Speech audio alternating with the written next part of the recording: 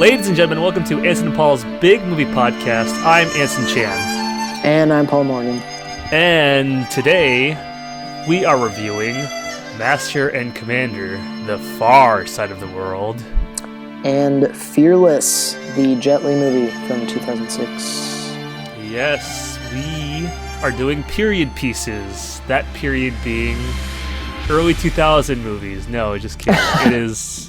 What century are we in? What time? Like 1800s? The Master and Commander takes place in the 1800s, and I know the character from the Jet Li movie died in 1910, I believe. Something like that. I think that's right. Yeah. So about the same era. Totally of the same period, China was still under colonial rule. True that. Britain was colonizing everyone under the sun during that period. But they were so downtrodden by France in Master and Commander. Don't you see? True that. That's right. Their honor was at stake. That's right. It's Napoleon who's the bad guy. Yeah. Well, I guess with all that being said, Paul, which movie do you want to start with? They're both kind of antithetical in their praise of imperialism. Let's start. True that, yes. Let's start with Master and Commander, I guess. Okay. For the Union, for old king and country. Yeah. Take it away, I guess. Okay, I get to do it. All right.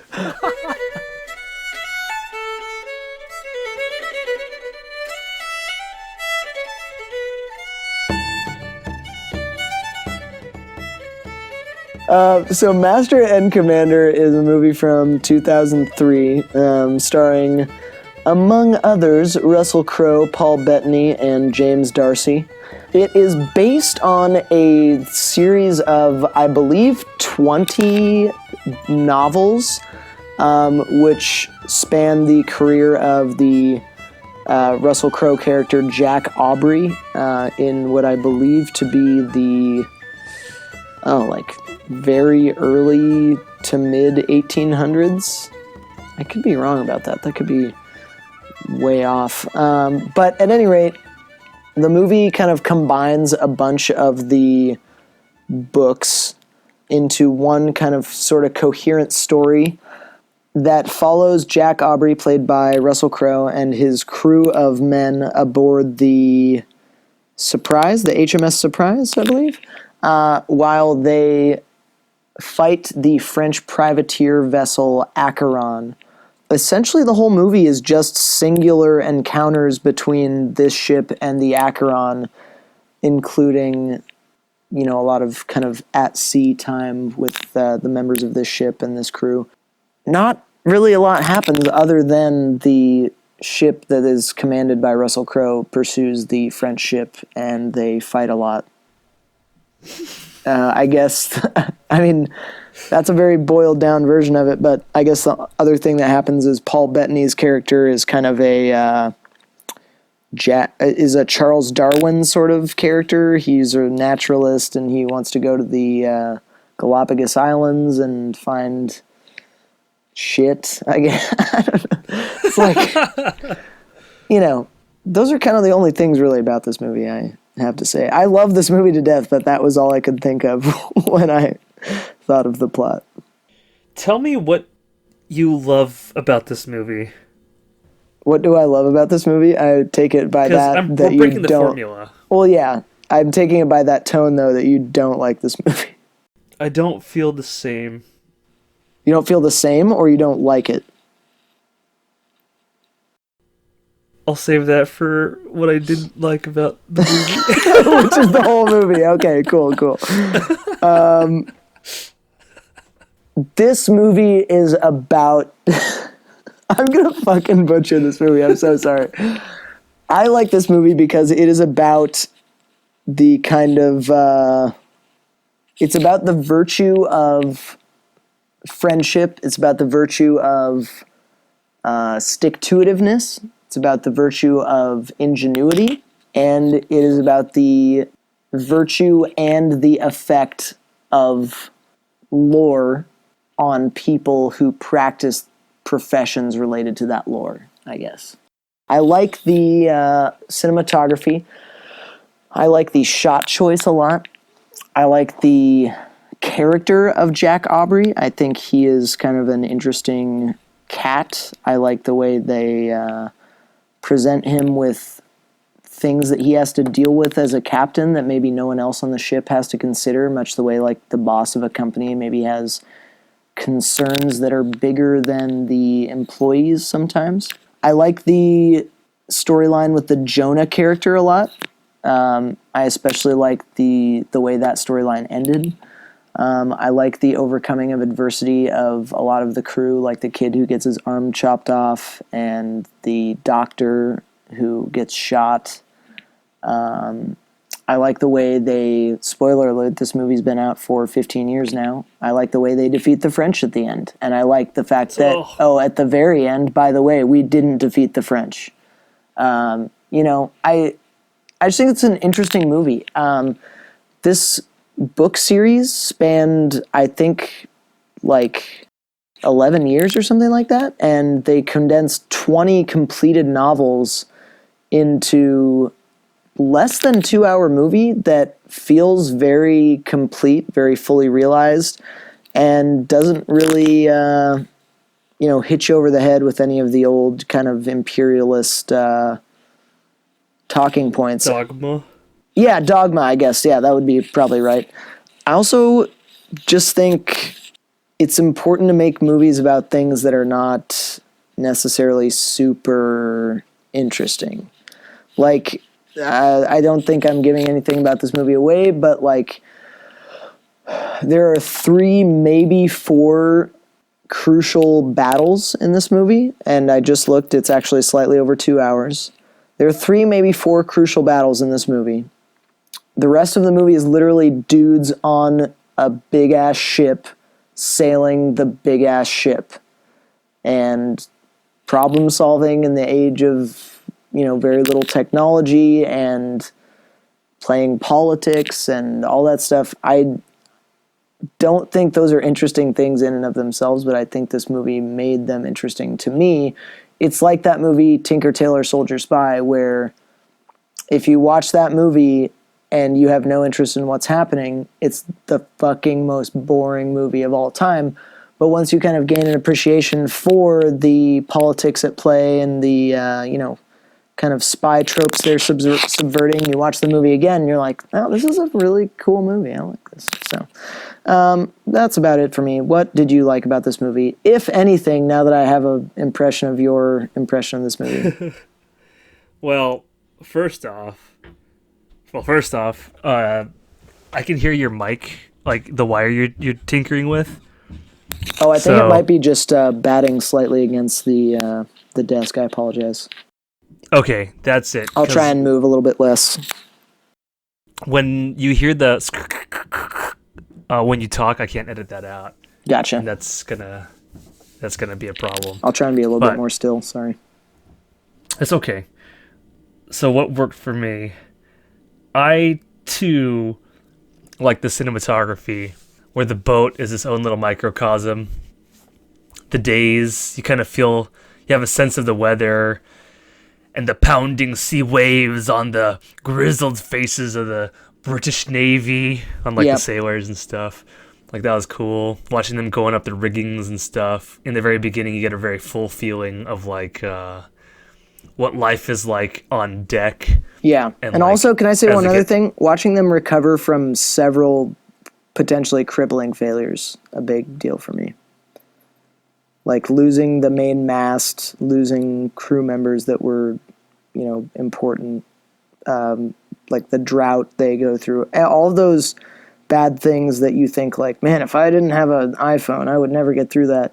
All the things that they get through just on their own. Very interesting. Yeah, that shit's just scary. Fighting, like when there's no one there to save you. There's no rescue coming. Should like you go down with the ship, or like should you sink for like that. There was no rain, motherfucker. Yeah. Everyone's fucking gonna die of dehydration. Yep. Like, well, not even the French could save you now, who are like you're pursuing. Like, even if they did catch you and they beat you in battle, they might rescue some of you guys and sell you as slaves if you're lucky. At least you'd get water in this case, it's like, you're all gonna die. It's like, oh, that fucking sucks. Dude, horrible. Horrible, horrible. Yeah, it really got at times, I should say, it got the misery across. Yeah. That being said, I'll save that for later, but put a pin in that, I don't think the drama is fully formed in how, like, these catastrophic events happen and they're shot well.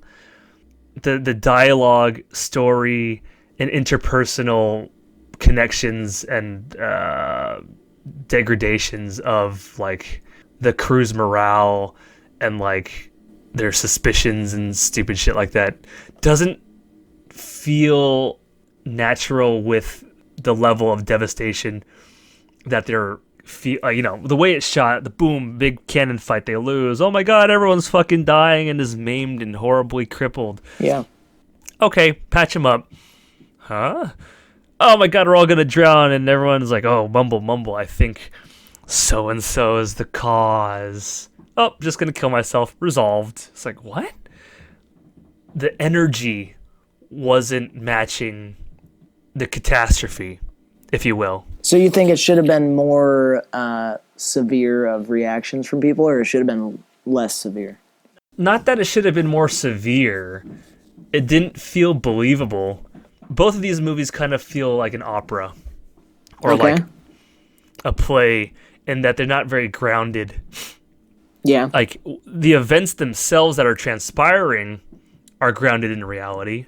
You know, they obey the laws of physics. A cannonball hits a motherfucking guy in the arm, it's going to get lopped off. If it hits the bow of the ship, it's going to take damage. You're going to take on water. Yep. If there's no rain for a fucking week, people are going to probably start dying quickly. There's going to be, like, diarrhea and, like, dysentery probably from, like, all sorts of things. But the dialogue, I always harp on that, didn't feel right for the movie in those situations, because I think they were good situations. I think plot point for plot point, this movie had some interesting things it went to. Exploring the Galapagos Islands was kind of cool. It kind of really takes a hard stop when it hits the Galapagos. It was fun kind of seeing them, like, relax and and do surgery on each other. I guess. I don't know how I feel about the surgery on each other. Like, they kind of played it up a bit. I fucking thought that was hilarious.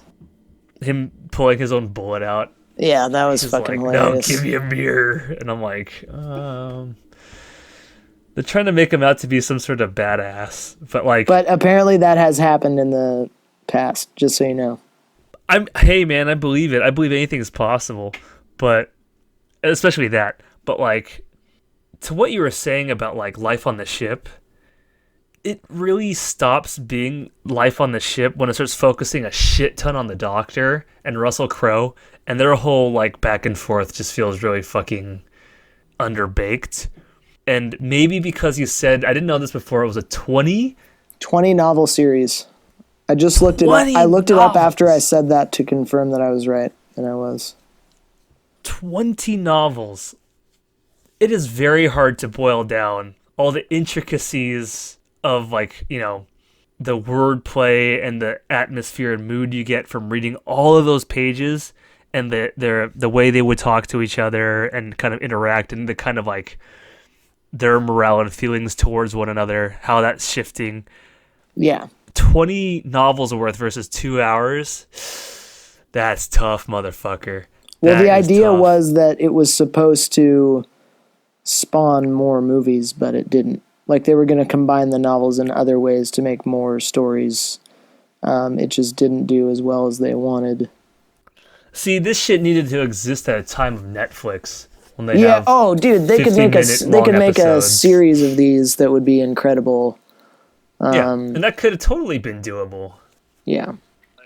Oh wait, let me say something in response to your critique of them focusing on the Doctor. This is actually, I just scrolled through this after you said it. So under the critical response tab of the Wikipedia page for this movie, Christopher Hitchens, who is a famous essayist and philosopher, said Any cinematic adaptation of O'Brien must stand or fall by its success in representing the figure of Dr. Stephen Maturin. On this, the film doesn't fall or stand. It skips the whole project until the end. So I disagree. I mean, he's kind of saying what you're saying, but he's saying that's the reason the movie fails is because it doesn't fully embrace that character. Apparently that means he's, a fan and that character is really featured in the books. Or that's what I would take from that, I guess. Well, maybe he's right, because he's definitely an anchor, to use nautical terms, on the movie, his whole character. And the crew and Russell Crowe are far more interesting than the Doctor. He just feels like he's whiny and bitchy while exhibiting displays of, skill, like Watson from Sherlock Holmes. This is a classic Sherlock Holmes thing. Russell Crowe's Sherlock, Doctor is Watson. Watson can be both bumbling, expert ex-Navy military guy who's like great at all these sorts of things, buffoonish the next moment, like just totally enamored with Sherlock the next. Like he's just totally a Watson character, right? Would you agree with that? I would say that's a good description, except for the fact that Sherlock Holmes can also be those things. True. So it's like with them, it's a more equal opportunity representation, but with like Captain Aubrey and Dr. Stephen, I would say they take great pains to not humanize Jack Aubrey too much. They pretty much keep him as like a mythical figure, whereas like in the end of the movie especially, but like leading up to the end, they humanize the Doctor a lot. And they give him flaws and they make him bumbling at times and they give him roundness as a character.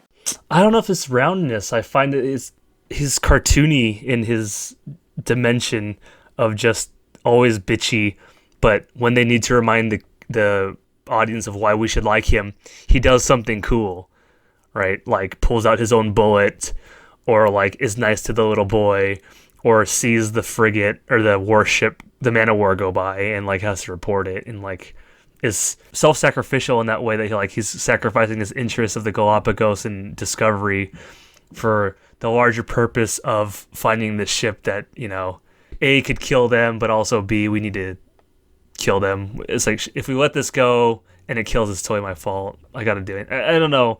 It still seems like he's like, well, I'm giving up my Galapagos paradise trip to report to Captain Jack that, hey, it's here. I don't know. He didn't feel...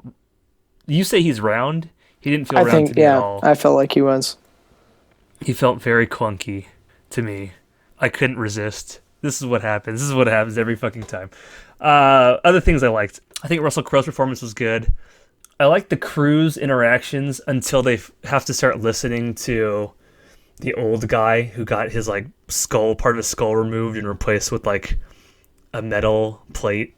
Yeah. It just started getting all kinds of like, what the fuck, really? After that point. Because before they felt like a unit, they had like they felt like real people living in this boat who interacted with each other. Before it just became like, ominous passage from the Bible. This guy's gonna kill us, ominous. And it just takes this like totally weird turn to the point where they stop being fleshed out characters. They get ruined after they have to insert that plot point. I don't know if they did get ruined by that plot point as much as they stopped focusing on them after that. Like once the like mid-level captain or whatever he is commits suicide, they just stop focusing on the crew altogether for the most part. Yeah, because then it becomes the whole drama of Doc Watson and how he's bitching about the voyage the whole time. I don't think he's bitching. He's raising legitimate concerns, and Russell Crowe's taking it as disrespect. He absolutely is. But I wouldn't conflate that with bitching. To me, bitching is like an overbearing misuse of your language in order to illustrate a concern over and over again that maybe is less than necessary. No, because... Okay, fair point. I stand by my word choice, though, because you're instantly siding with Russell Crowe in this movie. Even though you know he's like... I'm not. What are you talking about? Probably wrong in this way. I was. It was like, I know what they're doing. He's wrong for the right reasons, or he's like kind of like maybe not mad with power, but like he's so just and upstanding. He's like He's dedicated to the cause, I think, is what you're trying to say. yeah. He's like the superhero. He's the ideal. You kind of you're rooting for him, and so anyone He's only who's the like, ideal, even though though, they're in terms of the people who lived in that country in that time.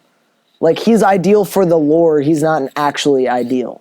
ideal for the movie too, because the lore of the movie is. That's what I you mean. know, The lore of the story of this guy. He's ideal for that lore. He's not ideal for the actual mission. You know, he's not always making perfect choices.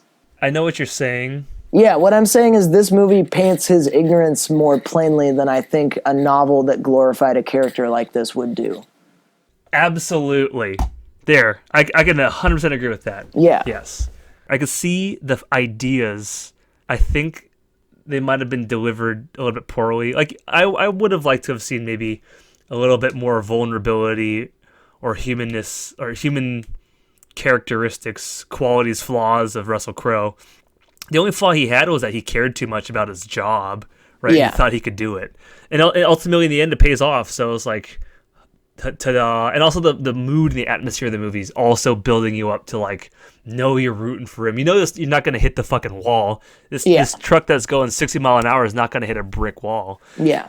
So you already have that feeling. So whenever you hear Doc Watson kind of like, as I said again, maybe I won't use the term bitching, but complaining incessantly and nagging about how wrong Russell Crowe is, then it's like you automatically hate him and don't like him. And like he seems more feminine in a bad way in terms of Russell Crowe's like just flawless masculinity, if you will. If that makes sense? I see what you're saying. I don't think I agree. I don't think I agree with the phrasing, but I understand what you're saying in terms of like common fiction tropes. Yeah. Yeah, fair. And not to say there's anything wrong with femininity. I'm not saying you're saying that. Let's not even jump to that conclusion. I'm not saying you're saying that.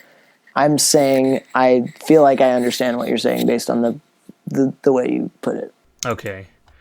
But it was nice to see him on the Galapagos Island for a while. It was a massive fucking question mark in terms of like the tone hitting the wall in the flow of the movie. But like you can check it off your list, like plot point for plot point, like seeing like it's almost like sitcom, you know, the structure of the story and how it's gonna play out beat for beat every episode. I had the idea that when I saw this movie and watching it, this is gonna happen, they need this to happen, okay, that happened, this is gonna happen, da-da-da. They need a break in the action. Here's the Galapagos. The Galapagos took a long time. And that beat moment that I knew was coming took a while. It felt nice, but I feel like it also, everything didn't come together quite right for me. I liked the ending a lot. I was like, oh, so now we're watching House.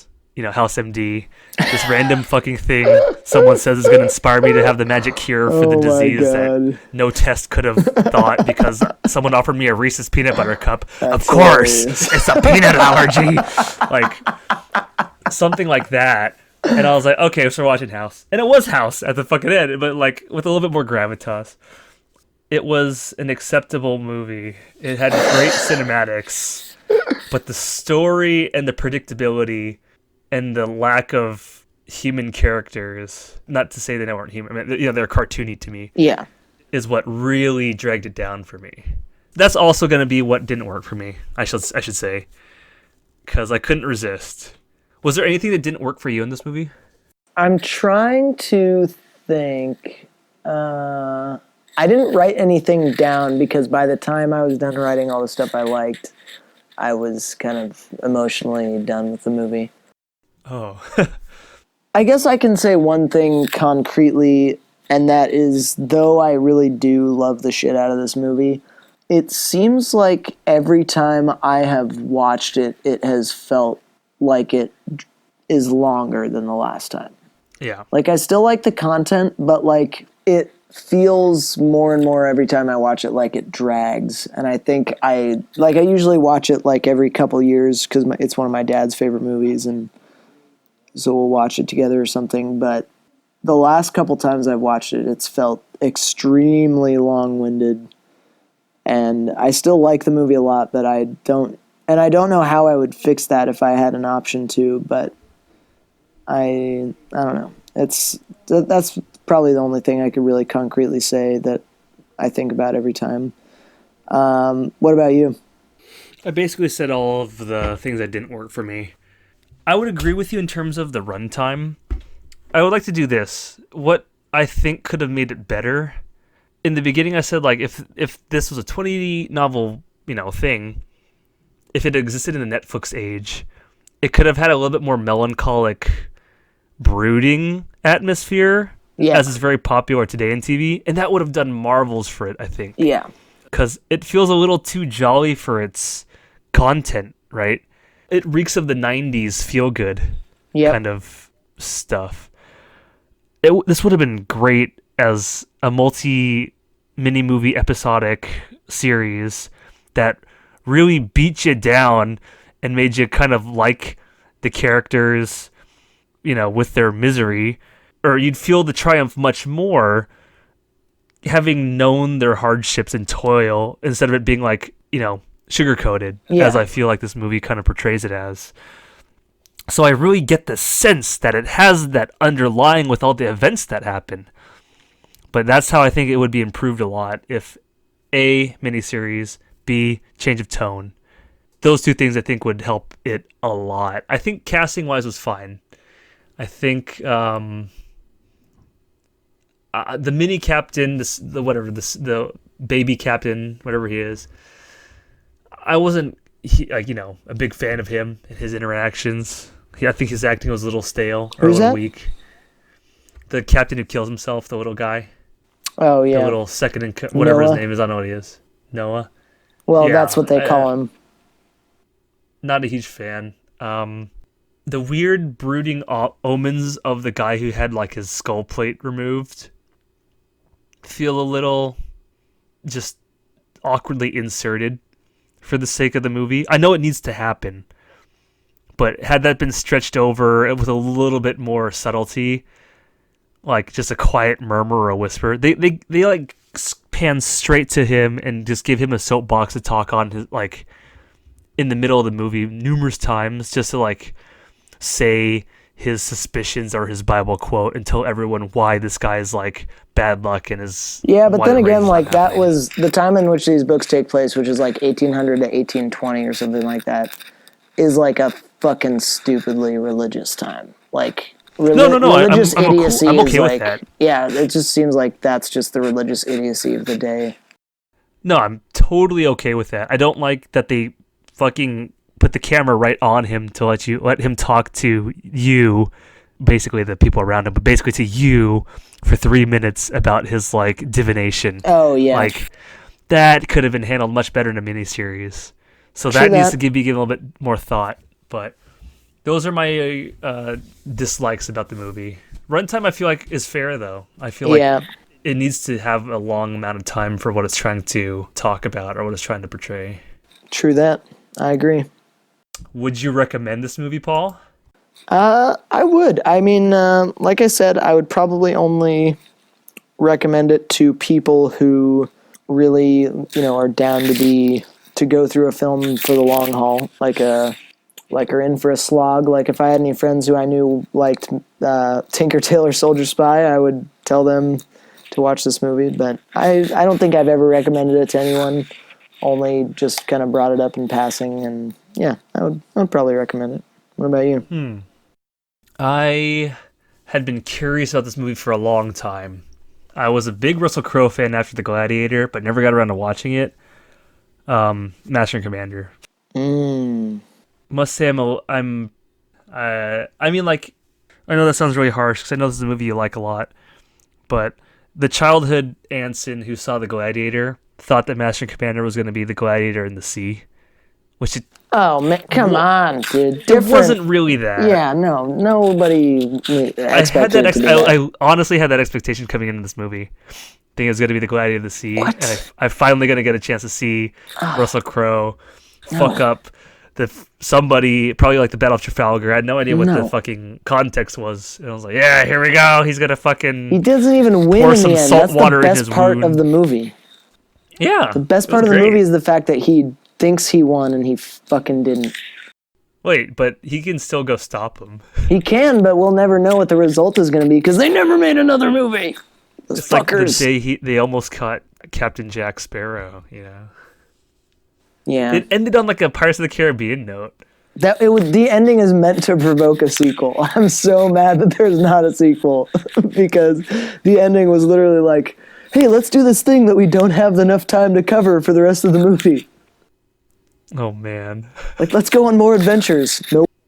It's just that's so weird tonally, but it maintains its sugar-coated 90s feel throughout. It makes perfect sense in that context, but like, God, it feels like after a huge bloody battle where so many of your guys died, for it to be like, and on to the next adventure, haha, they pulled a fast one on us. Like, it just feels so weird when you think about, like, when you step back and look at the event. I want to end talking about this movie, but I do have a legit response to that particular gripe you have about the movie. And that is this. And I will, if there are anyone who still listens to this fucking podcast, I applaud you. But anyone who knows me knows I fucking love Dan Carlin. I think he is one of the most interesting people to listen to histories from. He does his research. He really tries to give you the social and cultural context of the wars he covers.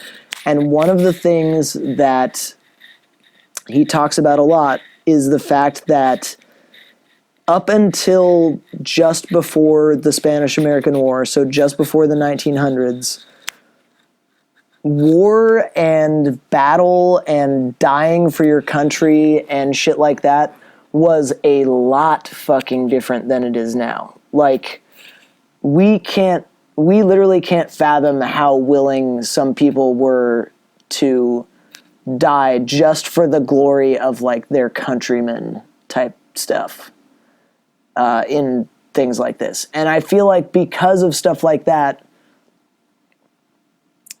you can justify the way in which these people recovered from these nightmarish situations. For example, like in the series Dan Carlin has about the Achaemenid Persian Empire and their fight against the Greeks from Sparta and stuff like that. He talks about how Imagine like you're a Spartan and you're staring down a bull. I hate that You've never seen anything in your whole life Oh that my big. God. You think it's a monster. exactly, but Literally like, his words. no, exactly. motherfucker. But the thing is that from that period of time to like, you know, right before the 1900s, war and battle was a thing where, yeah, there were nerves, and so some people got drunk or did drugs before they would go into battle and stuff like that. But like, battles were so much more horrific back then, and people did it because they had this, you know, this fealty or whatever to their country or some, you know, cause or some nobleman that they rallied around.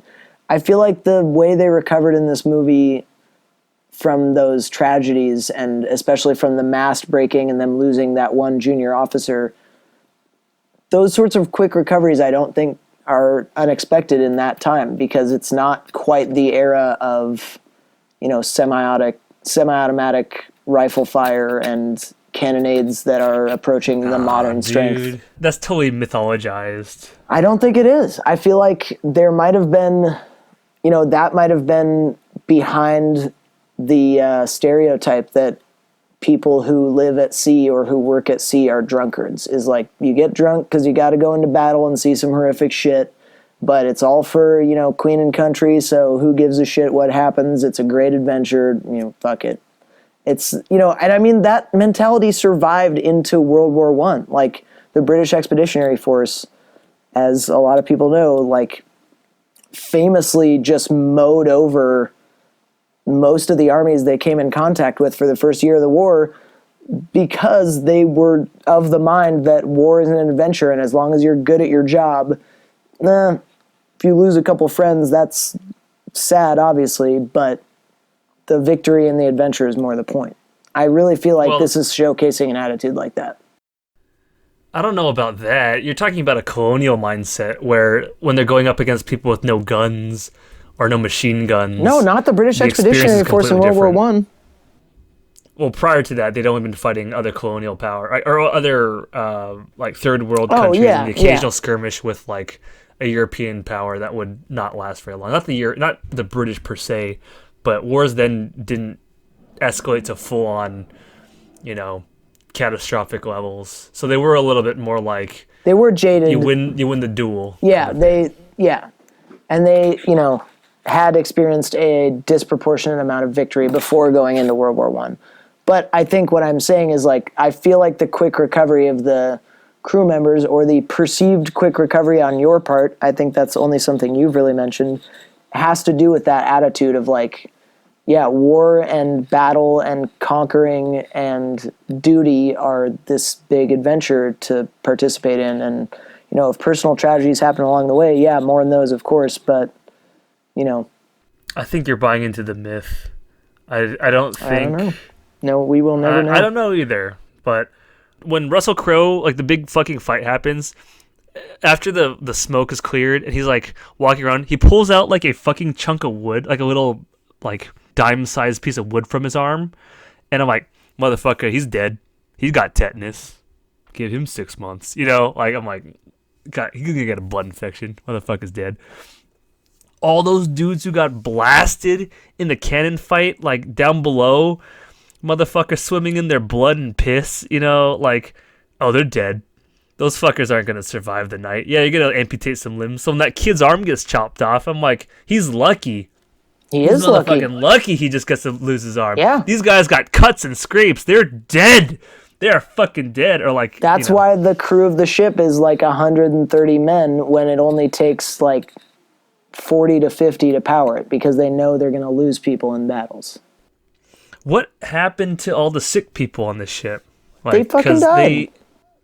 You think so? You think there's they all that just scene like, at the end throw 'em after the overboard. battle of them committing all those people's corpses to the, the sea.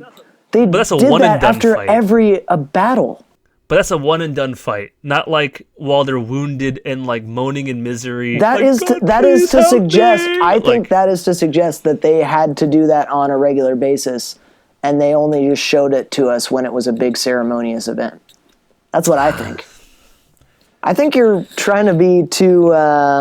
I wanted this to specific be here, man. the Gladiator and see It's some never gonna be fucking the like Gladiator. rib cages No. getting like split, like Movies rated PG-13. almost bone through arm, femur through leg kind of shit. Movie You know is what I'm rated talking about? The movie's rated PG-13. No way are you getting that.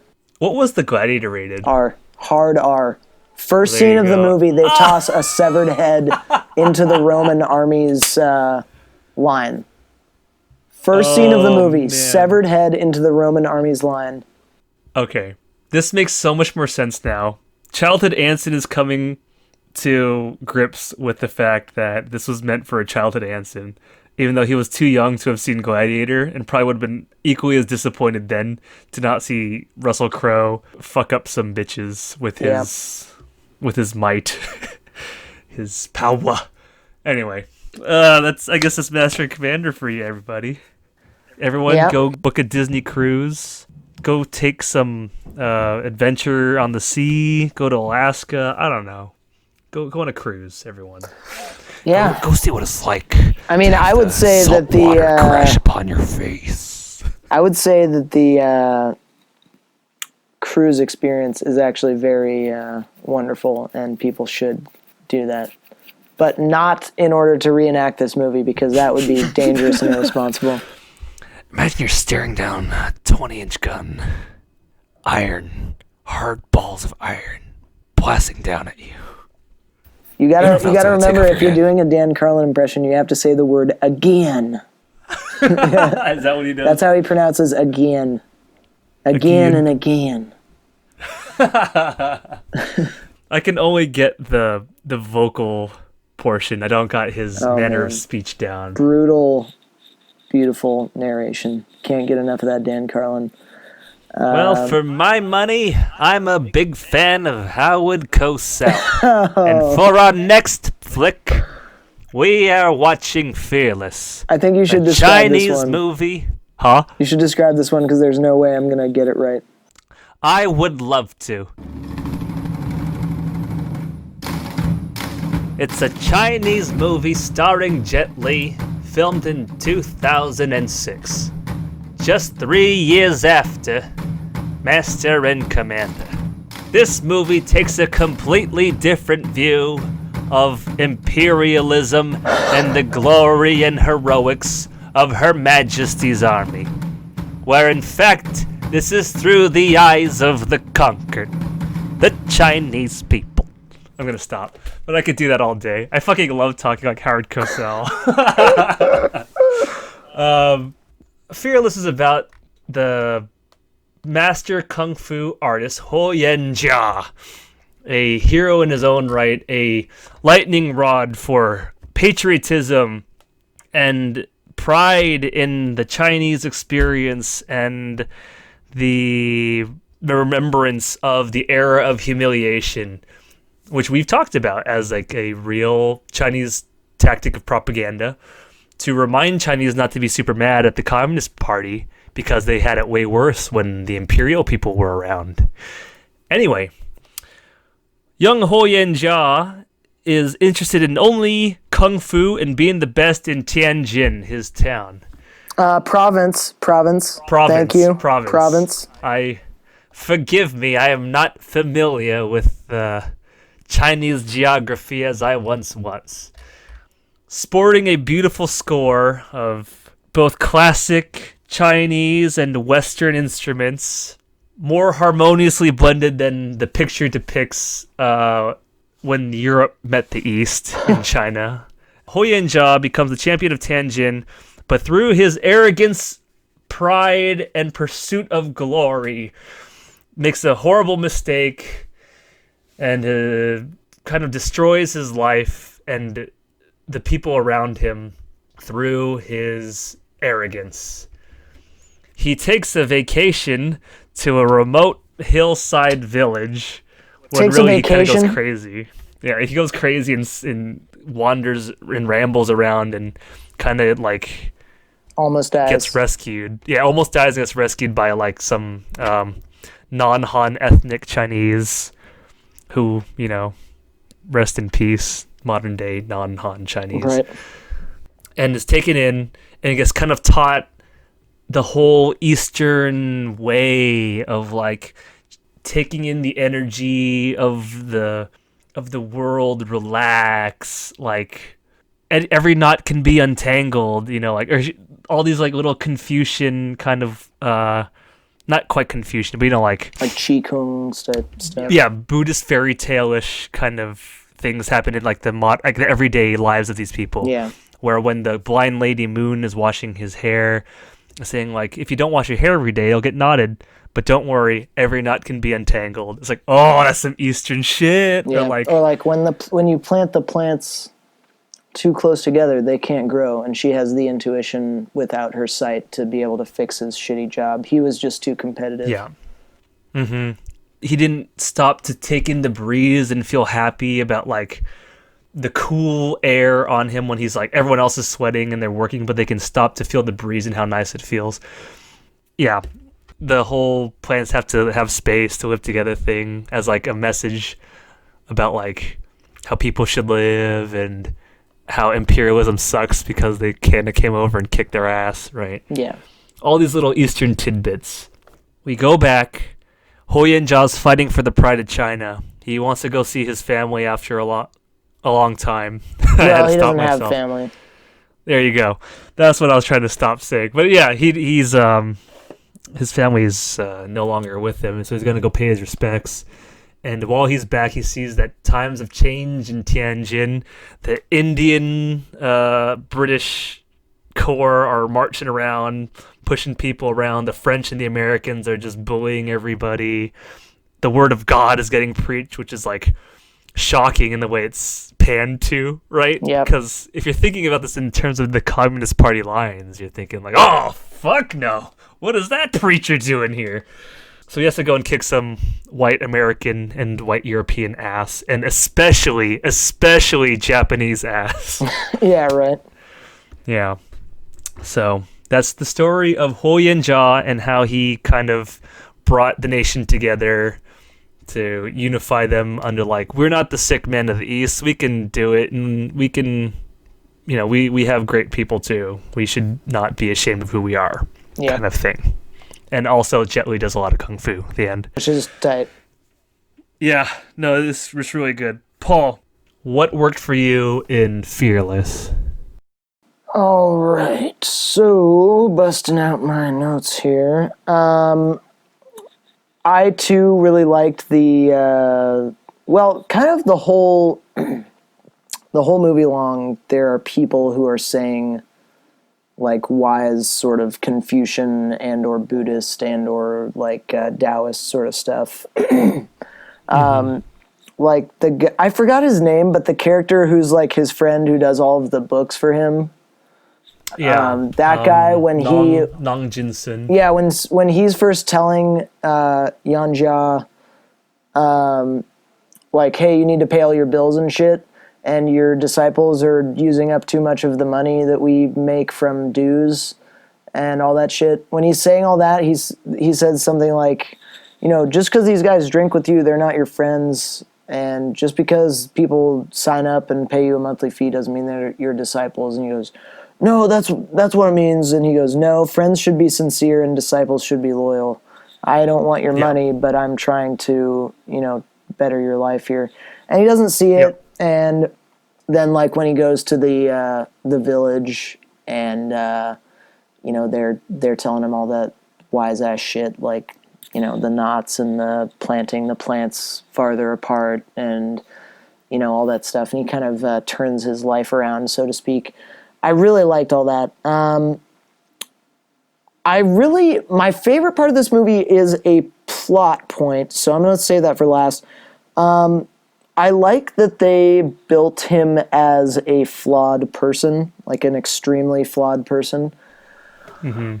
Like from birth flawed, essentially. Like with the asthma. Well, no, I don't care about the asthma. That's a physical flaw. That doesn't matter to his character as much. But, like, he so badly needs to prove himself to everyone that, like, he neglects all of his duties. Like, he neglects what his father and mother tell him to do.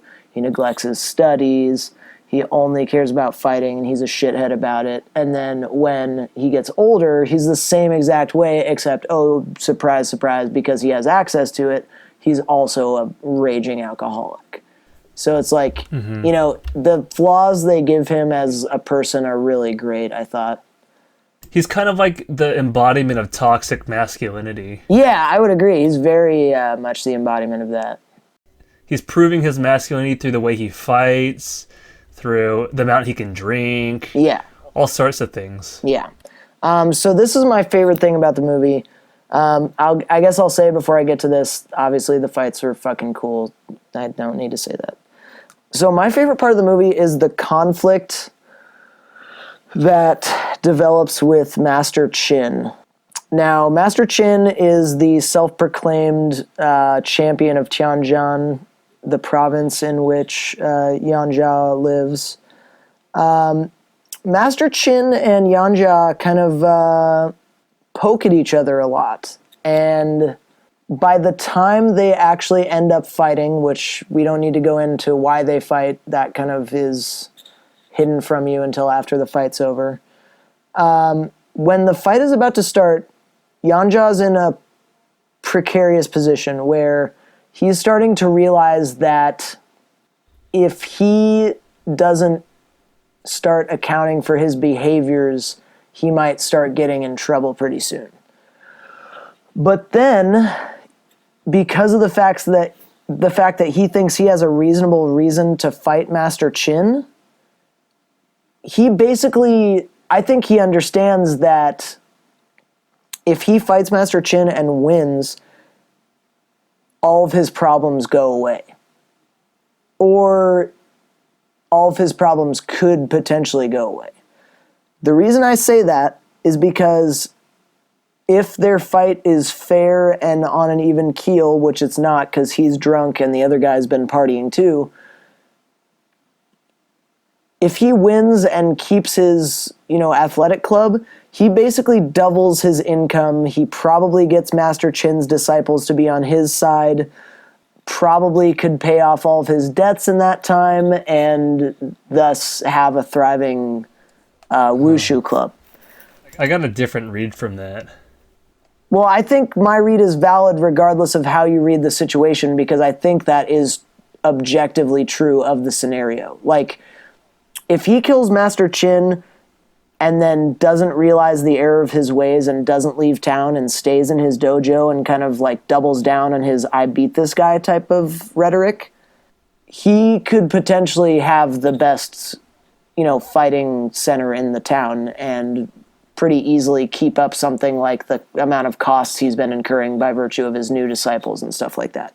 It's basically like conquering territories, I see it. But I could be wrong. Basically what I'm saying, though, is by the time his character kind of abandons all of his hope and gets lost and gets found by the, hill people, he's basically a villain. Yeah. But he doesn't really, he's basically a villain, but, we know that he needs to experience some type of growth in order to be the hero of the movie, because we see him being the hero of the movie at the beginning. But the picture they paint of him and the way they kind of break him down with the victory and then returning to find his whole family dead and, not being able to kill the people responsible for it and kind of the whole breakdown he has there, I feel like that is like one of the best character development turns I've seen in a don't recently. I know it's not meant to be true to life necessarily, but I don't know. I thought that was really fucking well done. I guess before I leave it over to you, the last thing I will say as far as what I liked was I was kind of surprised that Jet Li, I liked his performance a lot. Like you said before, this movie's kind of like an opera, but I feel like he gave a very good performance both as like kind of a selfish drunk and as like a reformed, pious person. I've only really seen him in English-speaking movies, and he's not that great in those. No, he's not. Because this and The Hero are the only two movies with him that I have seen in Chinese. But he's a lot better actor than I thought he was. I really enjoyed his performance. Yeah, he's got chops in this movie. Yeah, man. He really does a good job. He really stretches his range for sure. What did you like about this movie? This is one of my favorite childhood movies. I grew up watching this movie all the fucking time. If I wanted like something to be on, I would choose Fearless. So I've seen this like probably more than 10 or 20 times as a kid in high school seeing this, and I haven't seen it since. Huh. So yeah, it used to be my favorite movie of all time. Well, I mean, brushing aside the movie that it's anti-Japanese propaganda, I totally understand why it would be your favorite movie. Yeah, I was very much into martial arts growing up, as you know. And kind of like searching for that Chinese identity. And this movie had both, where the martial arts in this movie is fucking great. Like watching Ho Yin-ja, the best ever was, basically do UFC fights, as UFC was becoming very big in our time in high school, 2000s. Around that, it was awesome. It was awesome to see some excellent kung fu dude kick some people's ass with weapons too. Because at that point, I've gone to Shaolin like twice, right? Yeah. And so to watch like the spear technique and the three-piece staff and like all this shit was like super duper fun. To watch the sword fight and everything, I really liked. To see the Chinese culture, I thought it was a really fun and cool representation, because like the way they drink, like the drink it, we'll call it, we'll be brothers kind of thing. Like I saw that in China while I was there. I thought that was fun. I thought that was cool. This was Jet Li's last kung fu epic, and to my knowledge, I think he still stood by it. Last wushu epic, not his last kung fu epic. What came after? I don't know. I just read on his thing that this is the movie he wanted to stop doing wushu epics with. I want to make sure we qualify that just in case there are other kung fu movies on the list. His style is wushu, though. Like, he can pretend to do, like, Wang Fei Hong Southern Fist style, but, like, he's trained in wushu. And that's the kind of kung fu you see in movies like this, like Crouching Tiger, Hero. We don't see a lot of kung fu movies nowadays, like, that come out in the U.S., but the kind that we think of are all wushu. So when I say kung fu, I mean like broadly speaking what we're thinking. Because he can't do a Bruce Lee movie. He can't do a Jackie Chan movie. They're different. Yeah. Right? Although Jackie Chan's is closer to Jet Li's. So I think, to my knowledge, he stayed true to his word. This is last, as you specified, wushu movie. To me, broadly speaking, kung fu. Well, as someone who doesn't know the difference, I felt like I needed to establish myself. Oh, no. Fair enough, man. You got the IMDb, you got the notes. I just got 2 summers in Shaolin and... Wait, you're trying to tell me that The Expendables 2 wasn't a wushu movie? If you consider that... By the way, you know what his name in The Expendables movies is? Yellow guy, number 1. Yin Yang. How fucking stupid is that? Well, he did cameo roles. He appeared in some I know, shit. but still, fucking... I mean, he was in all 3 Expendables movies, though. Hey, good for him. Let him get his paycheck, man. No, get your paycheck, but they fucking named him Yin Yang. Ugh. Bro, that cracks me up. That shit I makes hate me that laugh. shit. Anyways. Hey, his daughter's name was Jade, okay? Yeah, as I understand, Doesn't that's a get much pretty more common Chinese than name for that. people. I I'm don't not going know. to judge I have him no on idea. that name, Jade. I'm going to judge the creators of Expendables for naming him Yin Yang. Dude, that's Jesus so Christ, funny. that's embarrassing. Anyways, go That cracks on. me up. One thing that this movie does so excellently that you don't see in most movies, like 95% of movies, it's not in media res. It's in endius res. It starts at the very end, motherfucker. And the end is so good. Those fight scenes are really, really excellent. Like, if you can just watch the first 10 minutes of this movie, you'd have a great fucking time with it. If that's us on YouTube, go check it out. Those fights are really good. And that always got me to stick around for the rest of the movie and watch it those other 20 times. Yep. Superb. Well done, endius res, Yep. To watch his career in Kung Fu grow, to watch his mastery, his little fights, his death waiver, the whole theatrics of Jintian Hotel, they signed the death waiver, everybody. This shit just makes me laugh. Yeah. The theatrics of it, the voice of the announcer, the bravado, the machismo, the dominance of Jet Li just whooping everyone's ass who comes through. Iron Head style guy, going full on head charging at him. He just axe kicks him right in the fucking back of the head. Yeah. 2 monks go all crane style on him on each other's shoulders, and he just kicks him in the chest. This shit's funny. There's comedy in the way he defeats his opponents in that montage. I feel like if you're not, scenes. if you don't have a sense of humor about the people fighting when you're filming martial arts scenes, you're not really truly doing it with the spirit of most martial arts movies.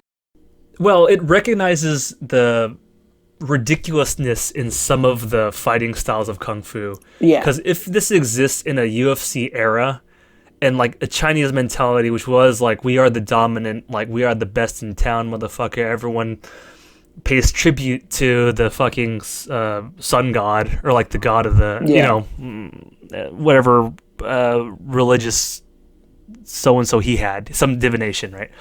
Everyone pays tribute to us, kind of thing. Until they got their ass whooped, and the British came through, and everyone said holy shit, China was this vulnerable this whole time. Let's go, everyone, let's go. Line up. They had to learn that lesson too. And so it does a little bit of self-reflecting in there is some ridiculousness in all of this, in this mystique, right? There's also some real badassery and good values that come through it too. This is the ultimate Chinese redemption story. And I thought it was really good for that. This movie is so, as I said, subversive. It's propagandic.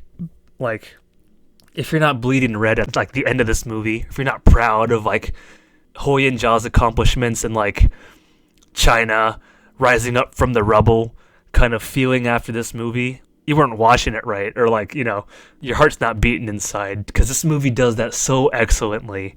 You get emotional and emotionally invested in the character and proud when Tanaka at the end and all that shit happens. I'm just gonna spoil the whole movie, declares him the winner. Yeah. and everything. Like, that's a big fucking moment. You feel like proud. You feel really relieved and happy. And then as the crowd's cheering and everyone's just so fucking, like glad. It's like, I'm thinking, because I've seen this so many times, like, yo, guys, get him to the hospital. Give him some air. Everyone, get him to the hospital. Get him in an ambulance, quick. Yeah. But, like, for the purpose of the movie, as this to be a self-sacrificial character, beautiful. Oh, it's just great. The way the lines are delivered are very monologic, or like they're, how do I put this? It's like a play. The lines aren't very realistic in the way that they talk to each other, because they're kind of exposing something to one another. They're saying like really, really big ideas at one another every time. It's not like they're having a normal conversation about how's the weather, how's the tea. Every time they talk is something pretty important about like some sort of philosophy, some sort of like lesson that someone should be learning, or how they're not seeing the crowd or hearing or feeling the energy of a victory. Like there's everything that's said is fucking profound in this movie. The same kind of thing can be said with Master and Commander. They both kind of have that, like, we're talking to the point and to the audience. This movie does this too, but in a lot more grandiose way and fleshed out emotionally. Yeah. I guess, because it really, really strings you along. And while you might be acknowledging the fact that, like, this is not how normal motherfucking people talk, it still flowed with the story very well. Huh? It still flowed with the story very well.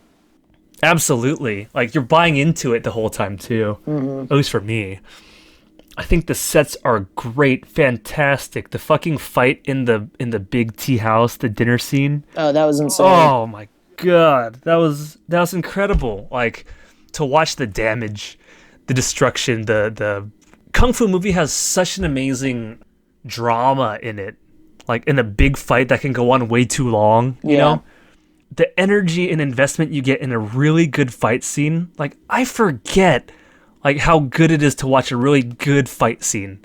Because I kind of stopped watching Kung Fu since then. I don't think I've seen another really good one since Fearless that I can say off the top of my head. Master of the Flying Guillotine, thank you very much. I really want to see that. I haven't seen it. Oh, man, that movie is top-notch. There you go. See? Paul's recommendation. I'm just kidding. So, there's just a lot of old, shitty Kung Fu movies that were, like, the totally only thing I ridiculous. watched for, like, a year living in LA while I was on Hulu. Because it's just like, oh, here's some random shitty old Kung Fu movie by the same production company that does all these other shitty Kung Fu movies. Yeah. It's like, oh, I know this is just going to be a shitty, fun movie, and so. Yeah. Anyways. No, I'm with you, because I somehow managed to avoid most of those movies, but I know they exist and appreciate they're very the reference wonderful. in the culture. Yeah. They're just, those are total, like, the cowboy western movies of China, which are just totally ridiculous John Wayne. Yeah, they have their own style and their own tropes and their own silliness and stuff like that. Yeah, and the other great movie for me was Wong Fei Hung growing up, or Once Upon a Time in China. I have not seen that one. Friend, you should watch it, but here's what happened when I recommended it. I watched it with my friend. He was from New York. We came back to Seattle and we watched it. And it was so embarrassing because it was not as good as I remembered it as a kid, because it was like my first Kung Fu movie. And like, I thought it was the most epic thing in the world. It still kind of is, and the fights are just amazing, but it is so corny, right? Yeah. Coming back to this movie, I had the same kind of like feels of like, oh man, I really get the corniness this time. Like, oh man, I really see what they're going for this time. Yep. Now that I'm older, with an eye for it. I saw this with my friend here too, right? Different friend, but like, he was just around, we're playing Smash, and I was like, you want to watch Fearless? He's like, sure. And so I was kind of feeling like, not as embarrassed as I was when I was watching Once Upon a Time in China, but the same idea of like, wow, so this is what younger me was feeling when he was embarrassed about younger me. Yep. You know? Like, it was like a weird through the mirror kind of thing. I like the bits of Eastern wisdom this movie has, as it informed my kind of like idea of what Chinese culture and what it is to be Chinese, like with the bits of the martial structure, the family structure, the bits of wisdom and the philosophy, the way you just like feel about these different things is like, for impressionable Anson, was great, still is great to see that in this movie, you know, because what one might consider a weakness in that, like, it only espouses when they talk. It's very to the fucking point when it has something to say, and is delivered correctly, you know. You get the moral right away. Everything they say in this movie is like a moral lesson. It's virtue signaling the ideals of the culture. Yeah, and you watch and you learn and you just nod your head and you just kind of feel good watching this movie, right? Because everything is agreeable. Yeah, right. Right? Like, it's no, good. You're very right. When the Japanese fucking villain comes onto the scene, man, it is so comical. And I was thinking about how I felt about The Wind Rises by Hayao Miyazaki. Because, like, that was his last movie. This is Jet Li's last movie. And, like, that was kind of like an apology / like, hey, this is what it was like, though, being like, we're not gonna get whooped by the Imperials, we're gonna catch up with the Europeans, and all that kind of feeling that they had, kind of being like that's just what life was like back then, that kind of feeling. Yeah. This was like the opposite, where it's like, this, you know, this is my last movie, this is the message I want to go out on. Because Hayao Miyazaki was like, this is the movie I want to go out on. This is the movie Jet Li wanted to go out on, which is like, be proud of China. We're Chinese, we have all these values and all these things that are like really important. We're good, strong, hardworking people. Also, fuck the Japanese. Like, in a big fucking way. Yeah. Right. And I almost see this like as the yin yang, as his name is, to Wind Rises, you know? Like, those two need to be studied together. And for me, half Chinese, half Japanese, maybe sometime I should. Because, like, there's something to be gleaned from by just having them together. They're so similar in a lot of, like, different ways, but so different. I'm not saying that Miyazaki was saying, like, hey, and we're proud of our horrible imperial past, because that's not the message at all. It's like, yeah, that's the feeling at the time. We're still human, and we're all just human, and, like, that's just who we are, and that's unfortunately the reality in which we live, kind of, like, message, right? Yeah. Jet Li's is like, fuck the Japanese. But, like, also all the other parts, like, be proud. Right. There's a lot to learn in this movie. I went to China and thought China was the greatest after seeing, like, movies like this. Like, oh, man, Red China, man, they did it. They fucking came together and united as a people. Only later to learn in life that, like, you know, they, like, not good times. Try to kill my family and all that stuff. Yeah. And it's like, well, I guess I was wrong about that, because my family's from Hong Kong, but we're still ethnically Chinese, all this other stuff. It's like a really weird... Well, half the sub-countries in Eastern Asia are ethnically Chinese, technically. Yeah. I mean, it's the result of war that they don't call themselves Chinese anymore. I know that sounds ignorant, but I know that's true. I know like my on the history. Western fringes. Yeah, exactly. I know my history. That's just how it works. Yeah. Ugh. I think about the Tibet situation and it just makes me sad. Yeah. But, like, all I get are, like, flashbacks, like little images and feelings and sensations when I think about how all those feelings about the pride in the unified China and, like, the downtrodden and whatever, and how I felt about when I went there and visited and, like, saw busts of Chairman Mao and thought the Little Red Book was super funny and also kind of cool because it was also, like, its own weird thing that they should be proud of, right? Yeah. While at the same time, like, having my own American thing and, like, being proud of that, but also, like, the identity of, like, that and having that other weird thing that kind of made me different and cool. It puts me in, like, a weird time capsule if my time capsule was a washing machine and I'm just getting spun around and, like, watching Space Odyssey's flashback. Right? Yeah. I'm seeing a lot of weird, feeling a lot of weird colors and shit like that. Yeah. When I reflect on this movie. Those things are great. Jet Li's performance I liked a lot. I really felt for him when he was sad. I was really worried for him when he was arrogant. I was proud for him when he won. Yeah. His humility in later life was just like something I marveled at. Yep. The loyalty and relationship he had with his friend, I also marveled at. The circumstances under which he fights Master Chin, or whatever his name is, I marvel at. You know, like, Yeah. all these moments of drama his relationship with Moon and how he comes to like become that like spiritual being as opposed to merely the physical and the conqueror. He becomes like his change that his metamorphosis I marvel at. Yep. And this is probably a lot of my nostalgia talking, you know, because when I watch the movie, I smile and I like it. But whenever I reflect on this movie, I get deeply moved. And that's totally from me at the time I experienced it, having watched it like 20 or more times. Yep. And so it's hard for me to remove that now. I could tell you things that didn't work for me. That might be a little bit more fair. But to a couple more things that I did like before I get into that. I know we're running long. I'm sorry. Yeah, I got to go in like less than 8 minutes. Okay. Sorry. I liked the fucking cartoony ass Europeans. Hercules O'Brien That just was makes me laugh hilarious, yeah. so hard. He's just saying, "Come on!" like in the ring. Like it's just so That guy was funny. also featured in Mad Max Fury Road. Oh, he was? Yep. That guy's great. The Spanish fighters and all these guys is just a delight. The end about like how you're a disgrace to Japanese, like when the Japanese warrior guy, whatever his name is, Yukata or Katana, whatever his name is. Tanaka.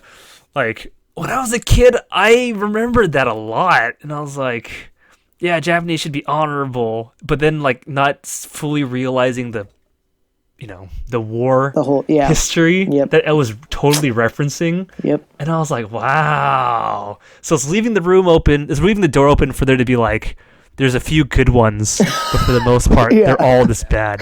Now that I'm older, I see that. That's what they were saying, right? I was like, holy shit. But at the time when I was a kid, I'm like, yeah, Tanaka's a good guy. That's a crooked business guy. I'm like, nope. I totally missed that part when I was a kid. Yep. Right. It's just funny. Oh, no. I'm really glad to have came back to it after all these years under the circumstances to kind of see it with the critical lens. So that's what worked for me. Paul, what didn't work for you? I have one thing, and I believe that it only happened once. During the fight with Master Chin, there is a small period near the middle/end of the fight before the very end where, for no reason, the entire movie has felt grounded until this point, they begin to wire fight. I don't know why they chose to do that. It was already a dramatically effective fight. There was already ups and downs for both character. They did not need to have a little one-handed punch like blow someone backwards 10 feet through a, railing or something like that. Other than that, really big fan of this fucking movie. I'm glad. You didn't notice the wire fighting in the first adult fight when he fights his childhood rival when he's on the big wooden platform? No, it felt more believable because they're not like projecting each other like 10 feet backwards with a single punch. That's true.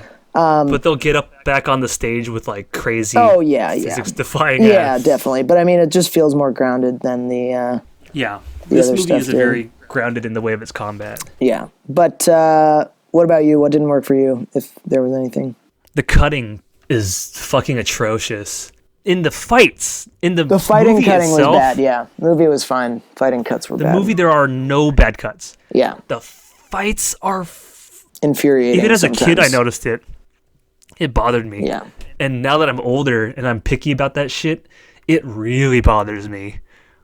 I don't know if they had to do multiple takes, but why did they cut randomly in the middle of a sword swing and then it just teleports to like contact, right? What was the point of that? That could have been one shot and then they cut to the next action like from a different angle to hide the cut of them doing it multiple times. Why did they do it in the middle of the action? And they do that so many times. With the swords, the kicks, that shit baffles me. I don't know why they chose to do it that way. Yeah. They could have really done jarring. that kind of classic Chinese studio system type framing for the fights. But I guess that just didn't feel modern enough for them. They had to cut it all American style, which is annoying. But that's not even American style, because American style hides action. This one was focused in on the action, and it teleports to a cut that jars you, where you go, whoa. Like See, I equate that lack of coherence with American action cutting too. I don't know why. I'm almost to the belief that it's stylistic. Like, because at the time, there were so many Chinese movies that had voices. Hero, Crouching Tiger, motherfucking, had a huge voice and impact. House of Flying Daggers, even. Maybe they were trying to be different. I want to believe that, but it just seems so baffling, because otherwise, why would you do it that way? Because it's so bad. Yeah, I don't know. I'm being very picky. It's not horrible, guys. The fights are still great, but like that really makes me mad, because what otherwise would have been a flawless movie, minus like it's a little bit, humongously propagandic overtones. It's the cuts that really bother me in terms of like what would have been a really well done movie, almost near flawless. Yep. I'm with you there. Paul, what are you having for dinner? We are having hamburgers with hash browns. It's kind of a make your own burger type situation. And my dad and I made hash browns earlier. So we're going to put those with the side. Nice. Every time we send you off to your dinner, it's always make your own something that I feel like is like tacos. Well, my dad and I like to do a lot of prep work and then let people assemble their own plates. That's kind of our style of cooking. So, like, we'll prep a bunch of stuff that could go with a bunch of other stuff and then see what happens and see what people pick up. And then that kind of changes our plan for the next time and keep amending it over time. Cool. Yeah. Well, would you recommend your burger? I would recommend this movie. You don't recommend your burger? I don't know yet. I haven't made it. Oh, good I haven't point, even cooked the patty yet. I can't even decide if I'm doing medium rare or medium. It's a tough life here, over here, man. Wow. There's a lot of choices. Would you recommend this movie? I'm almost a little abashed because like the way I love it so much and as like a kid inside of me. Don't be afraid. Yes, I would. Yeah, go for it. Yeah, I would recommend it. But like, if you don't like it, I kind of don't want to know. You know what I mean? Because Fair like enough. that part of me loves it too much, and that's something very unusual for me to feel. It's kind of like when one of your best friends in the entire world doesn't like one of your favorite movies. You know? Hey, Master and Commander could have been a great I don't care miniseries, about man. Master and Commander. There's just a whole litany of movies we talked about over the past 2 years that I bummed out that you don't like. So I guess what I'm saying is I empathize with your feelings here. Anyways, until next time, I'm Paul Morgan. And I have been Anson Chen. Thank you for tuning in to another Anson and Paul's Big Movie Podcast. And we will see you next time. Bye. Later.